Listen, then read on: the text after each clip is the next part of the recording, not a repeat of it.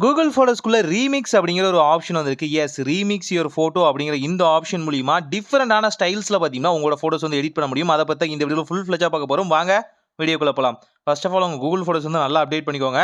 Beta வெர்ஷன்ல இருந்தாலும் சரி, stable வெர்ஷன்ல இருந்தாலும் சரி, கிரியேட் அப்படிங்கிற இந்த ஆப்ஷனுக்குள்ள பார்த்தீங்கன்னா உங்களுக்கு கிரியேட் வித் ஏஐ ஆப்ஷன் வந்தாச்சு, கொலாப் ஆப்ஷன் வந்தாச்சு, கிரியேட்டிங் டூல்ஸ் ஆப்ஷன் வந்தாச்சு. இது எல்லாமே இருந்தாலும் கொஞ்சம் ஃபைனலைஸ்டாக பார்க்கும்போது ரீமிக்ஸ் செலக்ட் யுவர் ஸ்டைல் அப்படிங்கிற ஆப்ஷன் பார்த்தீங்கன்னா உங்களுக்கு கண்ணில் வந்து தென்படும். இதில் எந்த ஸ்டைலை நீங்கள் சூஸ் பண்ணுறீங்களோ அந்த ஸ்டைலுக்கு ஏற்ற மாதிரி அழகாக உங்கள் ஃபோட்டோஸ் வந்து மாறிக்கும். லிட்ரலி நீங்கள் இப்போ சாட் ஜிபிடிலேயோ ஜெமினி ஏஐலையோ இல்லை ப்ரீப்ளெக்சிட்டிலையோ ஒரு ஸ்டைலை வந்து கொடுப்பீங்க இல்லையா, ஒரு ப்ராம்ப்ட் கொடுத்து ஒரு ஃபோட்டோ கொடுத்து அந்த ப்ராம்ப்ட் வந்து கிரியேட் பண்ணுவீங்க இல்லையா, அதைத்தான் இங்கேயுமே கிரியேட் பண்ணியிருக்காங்க. இனிமேல் ப்ராம்ப்ட்டுங்கிறதே தேவையே இல்லை. ஜஸ்ட்டு ஃபோட்டோ செலக்ட் பண்ணுறீங்க, என்ன ஸ்டைல் வேணுமோ சூஸ் பண்ணுறீங்க, அப்படியே ஜென்ரேட் பண்ணுறீங்க. ரொம்பவே சூப்பராக இருக்குன்னு சொல்லலாம். இதில் மல்டிபிளான ஸ்டைல் கொடுத்துருக்காங்க.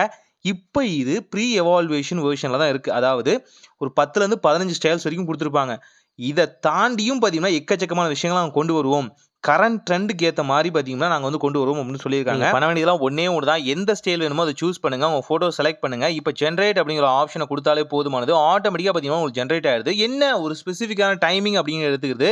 ஸோ இது போல் கார்ட்டூன் இமேஜஸ் ஆகட்டும், இல்லை வெவ்வேறு விதமான விஷயங்களாகட்டும் எல்லாத்தையுமே கொடுக்க முடியும். தேவைப்பட்டால் நீங்கள் சேவ் பண்ணிக்கலாம். இல்லை எனக்கு இந்த ஸ்டைல் நல்லா இல்லை, வேறு ஸ்டைல் கொடு அப்படின்னாலும் ஈஸியாக பார்த்தீங்கன்னா ரீஜென்ரேட் பண்ணிக்க முடியும். அதே ஸ்கின் டோன், அதே இமேஜ், வேறு ஸ்டைலில் உங்களுக்கு அதே வகையான ஃபார்மெட் இருக்கும். ஆனால் அது வந்து உங்களுக்கு வேறு மாதிரியான ரெப்ளிகேஷனாக இருக்கும். இதில் வந்து ப்ராம்ப்ட் அப்படிங்கிற விஷயத்துக்கு இடம் இல்லாதனால உங்களால் ஸ்பெசிஃபிக்கான சேஞ்சஸ் வந்து பண்ண முடியாது. சின்ன சேஞ்சஸ் மைன்யூட்டாக பண்ணுறோம் இல்லையா, அந்த மாதிரி பண்ண முடியாது. ஆனால் ஓரளவுக்கு பார்த்தீங்கன்னா நீங்கள் எதிர்பார்க்குற ரிசல்ட் கண்டிப்பாக அதில் கிடைச்சிரும்னு சொல்லலாம். ஸோ எக்கச்சக்கமான ஸ்டைல்ஸ் இருக்குன்னு சொல்லலாம்.